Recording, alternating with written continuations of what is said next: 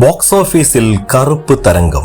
ഈ വീഡിയോ നിങ്ങളുടെ മുന്നിലേക്ക് സമർപ്പിക്കുമ്പോൾ ചെറിയൊരു കാര്യം പറയുകയാണ്. മറ്റൊന്നുമല്ല, നമ്മുടെ ചാനൽ നിങ്ങൾ ഇതുവരെ സബ്സ്ക്രൈബ് ചെയ്യാതെയാണ് കാണുന്നതെങ്കിൽ ദയവ് ചെയ്ത് ചാനൽ ഒന്ന് സബ്സ്ക്രൈബ് ചെയ്യുന്ന കാര്യം പരിഗണിക്കണേ.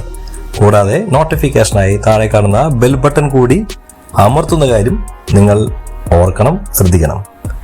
ബോക്സ് ഓഫീസിൽ കറുപ്പ് തരംഗം. 300 കോടി ക്ലബിൽ ഇടം നേടി സൂര്യ RJ ബാലാജി ചിത്രം മുന്നോട്ട് കുതിക്കുകയാണ്. കോളിവുഡിൽ വർഷങ്ങൾക്ക് ശേഷം തന്റെ താരാധിപത്യത്തിന് യാതൊരുവിധ കോട്ടവും സംഭവിച്ചിട്ടില്ലെന്ന് തെളിയിച്ചുകൊണ്ടിരിക്കുകയാണ് നടിപ്പിൻ നായകൻ സൂര്യ. ബോക്സ് ഓഫീസിൽ അക്ഷരാർത്ഥത്തിൽ തരംഗം തന്നെയാണ് സൂര്യ തീർത്തിരിക്കുന്നത്. കോളിവുഡിൽ വർഷങ്ങൾക്ക് ശേഷം ബോക്സ് ഓഫീസിൽ തരംഗം എന്താണെന്ന് സൂര്യ നമുക്ക് കാണിച്ചു തരികയാണ്.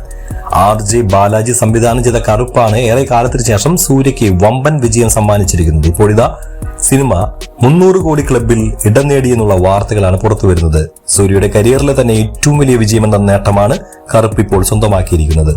നിർമ്മാതാക്കളായ ഡ്രീം വാരിയേഴ്സ് കളക്ഷൻ പുറത്തുവിട്ട വിവരങ്ങൾ പ്രകാരം ചിത്രം 300 കോടിക്ക് മുകളിലുള്ള ഒരു കളക്ഷനാണ് ഇതുവരെ നേടിയെടുത്തിരിക്കുന്നത്. തമിഴ്നാടിന് പുറമെ കർണാടകം, ആന്ധ്രാപ്രദേശിനൊപ്പം വിദേശ വിപണികളിലും ചിത്രത്തിന് മികച്ച പ്രതികരണമാണ് ലഭിച്ചുകൊണ്ടിരിക്കുന്നത്. കേരളത്തിന് മാത്രമാണ് ചിത്രത്തിന് സമ്മിശ്ര പ്രതികരണവും ശരാശരി അഭിപ്രായവും ലഭിച്ചിരിക്കുന്നത്.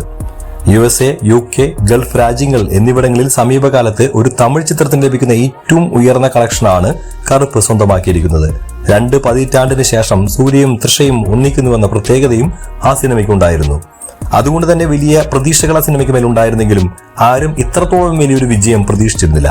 സാമൂഹിക പ്രസക്തിയുള്ള ഒരു വിഷയത്തെ മാസ് കമേഴ്സ്യൽ ചേരുവകളും തമിഴ്നാട്ടിലെ ഭക്തി കൾട്ടും ചേർത്താണ് ഈ സിനിമ ഒരുക്കിയിരിക്കുന്നത്.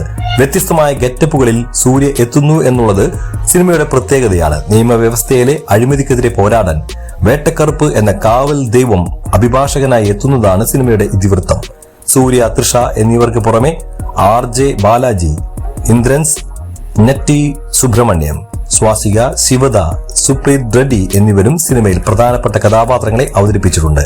ഏതായാലും മലയാളക്കരയിൽ അല്പം താന്നുന്നെങ്കിലും സിനിമ മറ്റുള്ള മേഖലകളിൽ വലിയ രീതിയിലുള്ള വിജയമാണ്, സാമ്പത്തിക നേട്ടമാണ് കൊയ്തുകൊണ്ടിരിക്കുന്നത്. ബോക്സ് ഓഫീസിൽ അക്ഷരാർത്ഥത്തിൽ തരംഗം എന്ന് തന്നെ നമുക്ക് വിശേഷിപ്പിക്കാം. കാരണം നടിപ്പിൻ നായകൻ സൂര്യയെ സംബന്ധിച്ചിടത്തോളം അദ്ദേഹത്തിന്റെ ഈ അടുത്ത കാലത്ത് വന്ന സിനിമകളൊന്നും തന്നെ തിയേറ്ററിൽ ക്ലച്ച് പിടിച്ചിരുന്നില്ല.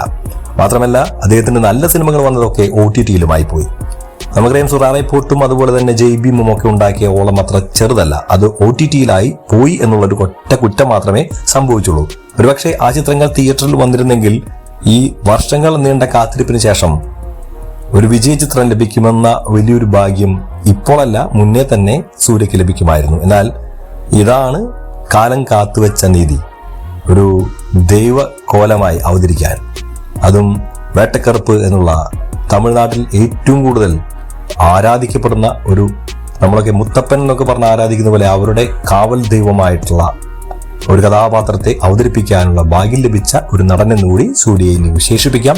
ഇത് അക്ഷരാർത്ഥത്തിൽ വിജയുടെ അടുത്തേക്ക് വന്ന ഒരു സിനിമയാണ്. അദ്ദേഹം ഈ ഒരു രാഷ്ട്രീയ ജീവിതത്തിന്റെ ഭാഗമായിട്ട് സിനിമയിൽ നിന്ന് മാറി നിൽക്കുന്നതിന്റെ ഭാഗമായിട്ടൊക്കെയാണ് സിനിമ പിന്നീട് സൂര്യയിലേക്ക് വന്നു ചേരുകയും സൂര്യയ്ക്ക് ഇത് ഹൃദമാവുന്ന രീതിയിൽ ആ ഒരു സിനിമ ആ ഒരു തിരക്കഥയിൽ മാറ്റങ്ങളൊക്കെ വരുത്തി മേക്കിങ്ങിലൊക്കെ വ്യത്യസ്തത കൊണ്ടുവന്ന് ആ സിനിമ നമ്മുടെ മുന്നിലേക്ക് അവതരിച്ചത്.